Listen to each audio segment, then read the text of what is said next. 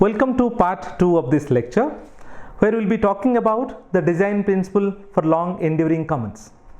At the end of the part 1, I made this reference to this specific issue that we have so many common property resource institutions that survived for hundreds or thousands of years, that have survived different kind of stresses, that survived like both the communities and also the institutions that had shown the resilience and that have survived for long. We have several such empirical evidences. Something which was very critical or something which do not validate this idea of conventional theories. So welcome to the second part of the session on collective action for governing the commons.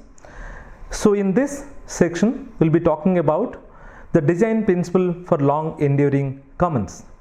If you recall the part 1 discussion, there we have discussed that such common property institutions are something which is less likely to materialize, because everybody will try to maximize their own benefit, and something which will lead to the tragedy that everybody tries to argue, or something will lead to the collapse of that specific resource. But there has been several evidences of long enduring institutions which are mostly managed by the community based institutions of the local resources. There has been several such empirical evidences. So the question is, how and why have so many long enduring community based institutions that still found around the world, managing different kinds of resources? One of the reasons, for instance, is individuals are not just profit maximizing individuals all the time, but they are also fallible, norm adopting individuals who pursue contingent strategies in complex and uncertain environments. People do interact multiple times.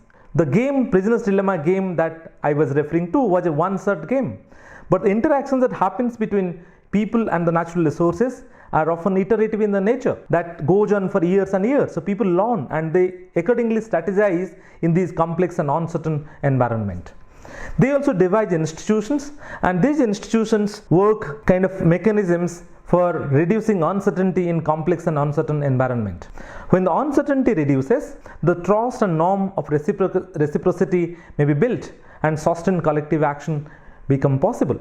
So there are several incidences where communities have self-organized and evolved very expensive collective action mechanisms and protected managed the local common resources. So it's then very interesting to understand what type of rules or institutional mechanism appear to be most successful in sustaining the productive use of commons, because there are also, as we see around, we have several such common resources which also faced or subjected to the tragedy of the commons. Elinor Ostrom came up with an interesting book in 1990, Governing the Commons, titled Governing the Commons. The book talks about several other things, but one of the interesting discussion in the book is that she tried to analyze some very old commons, which were around 100 to 1000-year-old commons, and then she found that in all these commons, in these common property resource management institutions, the appropriators or the users have devised, applied and monitored their own rules to control the use of their CPS. The resource systems as well as the institutions survived for long periods of time, and many of these also have survived different stresses. It could be the droughts, floods, or the wars, or even major economic and political changes in those kind of countries. And these common pool resources are also found across different kind of resource systems. There were pastoral lands, irrigation systems, forest resources, and so on. And all these resources have certain similarities and also have certain differences. Some of the similarities are, for instance, all of them face uncertain and complex environments. And all these resources have shown sheer perseverance, both in the resource systems as well as institutions managing those resources. The difference is the difference in operational rules. There is also a difference in the population structure. So is on the dependence pattern. People in different resource systems have different dependence patterns. Elinor Ostrom By design principles, meant an essential element or conditions that help to account for the success of these institutions in sustaining the CPRs and gaining the compliance of generation after generation of appropriators to the rules in use. So these design principles are nothing but a common set of some common attributes that is found across all these successful and long enduring common property resource institutions or common pool resources owned and managed by the communities. And she tried to list out some of these common attributes, and that was something which she called as design principles. She suggested 8 different design principles. We'll go through each of them quickly. The first rule is clearly define boundaries. In this rule, she tried to suggest that the resource in question should have clearly defined boundaries. Here the boundaries means 2 different things. One is boundaries of the users with withdrawal rights. It need to be defined who are the users, and it also need to be defined what kind of withdrawal rights do these people have. And she also talked about physical boundary of the resource. So the second design principle is congruence. The congruence principle suggests there should be congruence between appropriation and provision rules and the local conditions. So here it means here there are 2 aspects that we should need to understand. In these successful common pool resource management institutions, the distribution of benefits from the appropriation rules is roughly proportionate to the cost imposed by the provision rules. The operational rules of any of these common property resource institutions has 2 different components: appropriation rules, provision rules. Appropriation rules are the rules that governs the extraction of the resource. Provision rules are the rules that governs the provisioning of different kinds of activities or services that is required to manage that kind of resources, so the provisioning of the collective action required to protect and manage that specific resource. So she tried to say in this design principle that the cost and the benefits should be proportional. If the cost of collective action or the cost of collective action is high, then it may not work. Then this other component of this congruence design principle suggests that the appropriation rule, which talks about restrictions of time, place, technology and quantity of resource, should be related to the local conditions. The local conditions could be here the biophysical attributes of the resource, the local culture, the local ideology of society concerning towards the resources, local customs, local livelihood strategies, and any kind of these issues. So the third design principle is collective choice arrangement. This design principle suggests most individuals who are affected by the operational rules here constitute both appropriation and provision rules, should participate in modifying the operational rules. So here if you have this option of this collective choice arrangement where the individuals affected by the operational rules are in a position to modify the operational rules as well, so we have space to incorporate the traditional wisdom of the local context specific knowledge to the management systems or to the resource governance systems. And it also provides us the advantage of having access to fast hand and low cost information from that specific resource for that specific resource context. The fourth design principle is monitoring. So this design principle suggests that all of these resource long enduring successful common property resource management institutions has monitoring mechanisms and also had monitors. Then this suggests who should be the monitors. The monitors who actively audit the common pool resource conditions and user behavior should be accountable to the users, or they should be the users themselves. So this gives us some kind of advantage of, for instance, something which is referred to as social fencing. Sometimes you don't have to come up with very rigorous protection mechanisms. People who if they live very close to the forest, then they can also guard forest while performing the other kinds of activities they do. This also creates a sense of ownership because they are the one who monitor the outcome on the user behavior and make people answerable to any of their actions. This also promotes decentralized monitoring. So the fifth design principle is graduated sanctions. This rule suggests users who violate operational rules are likely to receive graduated sanctions. What does that mean? That the punishment or the penalty of violation of that specific rule should depend on the seriousness and context of the offense.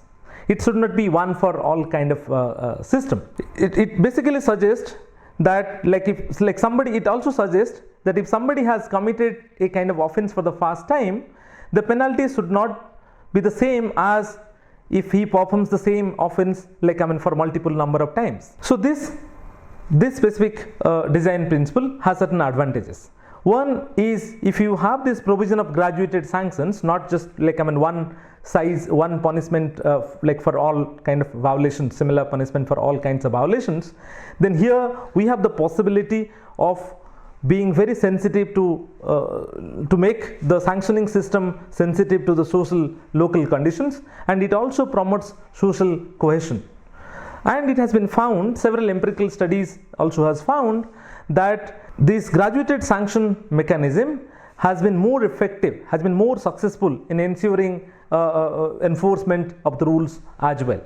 The sixth design principle is conflict resolution mechanism. Any community or any kind of group activity involves some and other conflicts. So conflict is inevitable, right? So that's why it's very important that there has to be conflict resolution mechanism in place. So this design principle suggests the users and their officials, like in case of if you are talking about a water user group, then maybe the officials are the executive committee of that. If it's a joint forest management group or a Bana Sangrakhan Samiti, then the executive committee of that.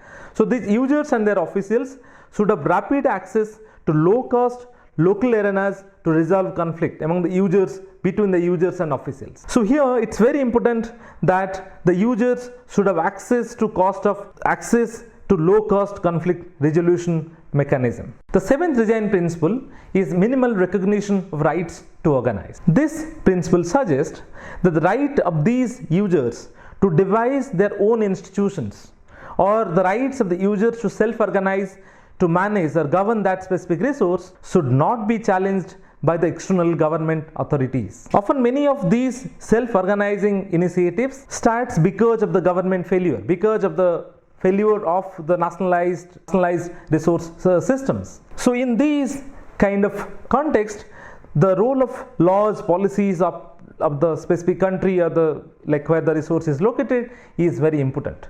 If the law and policies of the country do not recognize the rights of the people to self-organize to manage the resource, then the collective action is less likely to be initiated or less likely to sustain for long. The last design principle, nested enterprises.